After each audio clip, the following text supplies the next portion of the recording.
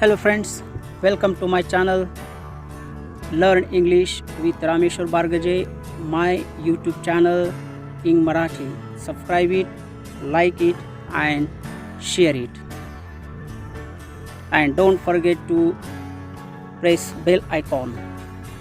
Friends, today we are going to study question tag. It is also known as a tail tag. So, question tag and tail tag. Let us see some examples. We are learning English online. We are learning English online. Aren't we? Aren't we? हे काय या ठिकाणी question tag आहे. It is not right. It is not right. Is it? Question tag. Is it?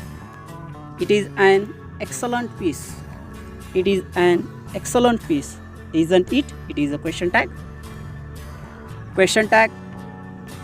प्रश्नार्थक सूचक शब्दसमूह विधानार्थी वाक्याच्या शेवटी वाक्यातील मथित अर्थ योग्य आहे किंवा नाही, बरोबर आहे किंवा नाही हे जाणून घेण्यासाठी जो प्रश्नार्थक सूचक शब्दसमूह वापरतात त्यास क्वेश्चन टॅग असे म्हणतात.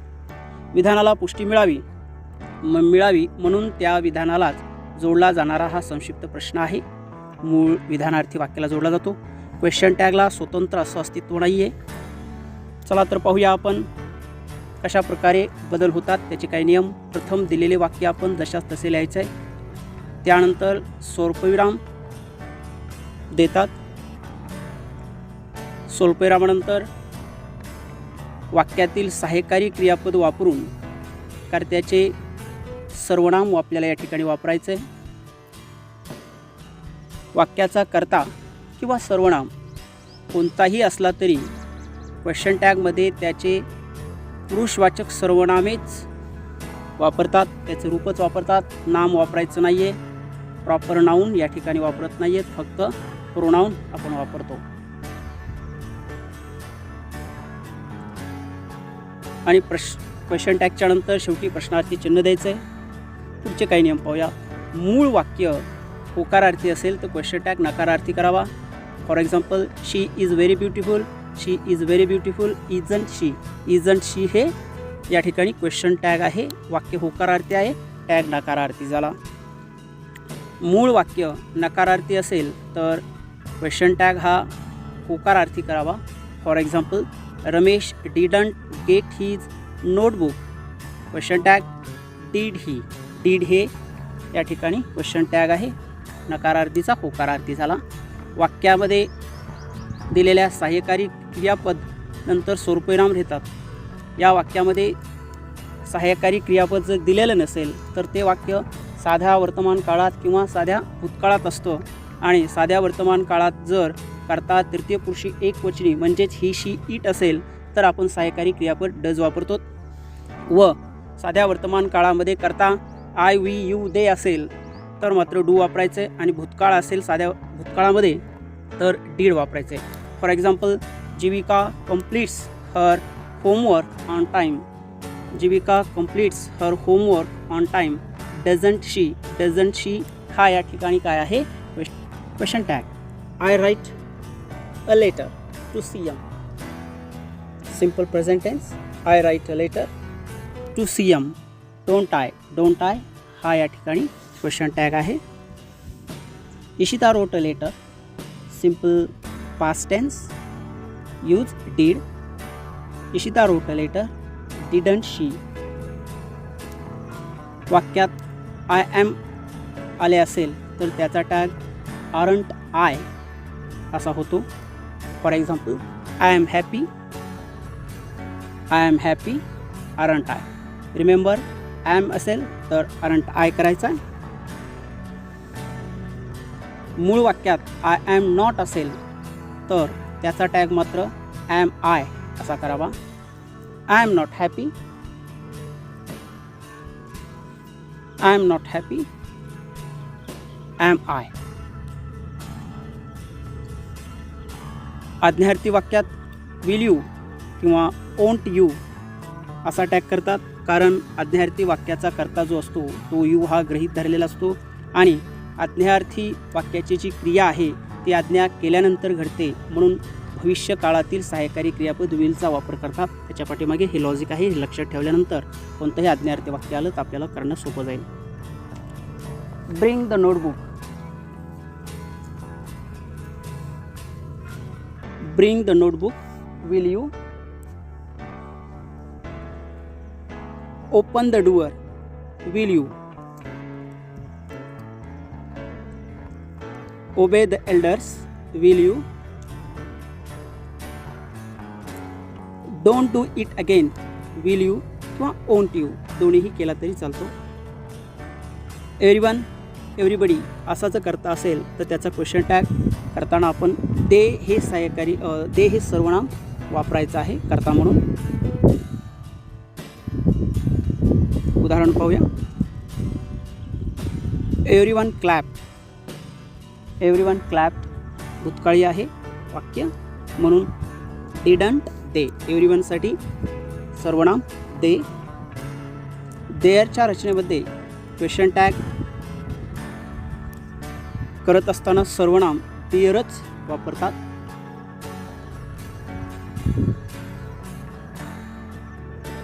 उदाहरण पाहूया. There is an emergency. There is an emergency. Isn't there. Few, little, seldom, hardly, rarely हे नकारात्मक शब्द आहेत म्हणून त्यांचा क्वेश्चन टॅग होकारार्थी होतो. उदाहरण पाहूया.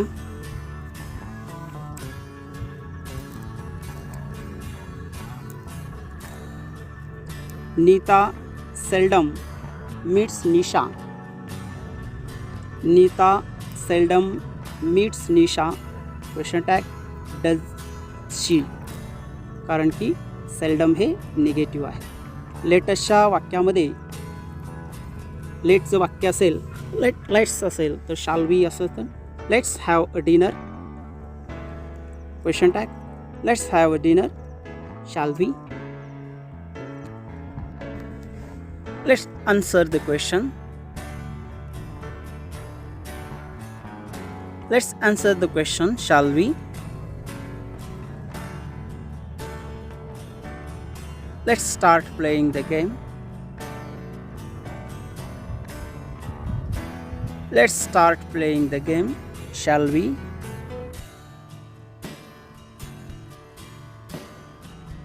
Let us call Gopal Band. Let us call Gopal Band. Shall we? चला तर काही वाक्यांचा सराव करूया. Flying was in his blood. Flying was in his blood, wasn't it? सहाय्यकारी क्रियापद was, flying साठी it. Her eyes looked empty. साध्या भूतकाळाचं वाक्य सहाय्यकारी क्रियापद didचा वापर करायचा. Her eyes looked empty, didn't they? Her eyes साठी they. Food and discussion should not be mixed. Food and discussion should not be mixed. Should they? कोणतंही सहाय्यकारी क्रियापद असेल कॅन, कुड, मे, माइट तर त्या ठिकाणी घ्यायचं. Excess of everything is bad.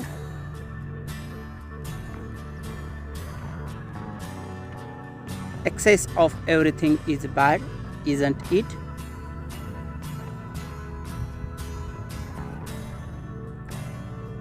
Vegetable contain valuable food ingredients. Vegetable contain valuable food ingredients, don't they? साध्या वर्तमान काळाचं वाक्य व्हेजिटेबलसाठी दे हे सहाय्यकारी दे हे सर्वनाम वापरलं. She look just like a movie star. She look just like a movie star, didn't she?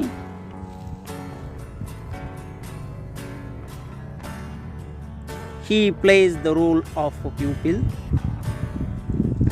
He plays the role of pupil, doesn't he? साध्या वर्तमान काळाचं वाक्य simple present tense. Look after your father. Look after your father, will you? आज्ञार्थी वाक्य imperative sentence. I am a teacher. I am a teacher aren't I. आय ॲमचं असेल तर आरंट आय होतो. Sanjay finished his work. Sanjay finished his work, didn't he? Let him take away. Let him take away. Will he? ज्यावेळेस let us होतं त्यावेळेस आपण we वापरलं, पण या ठिकाणी he वापरायचं. You will come again. You will come again. Won't you? कारण की विल या ठिकाणी हा सहाय्यकारी क्रियापद वापरा आलेला आहे. We haven't met before. We haven't met before. Have we negative sentence. We can't eat ice. Can we.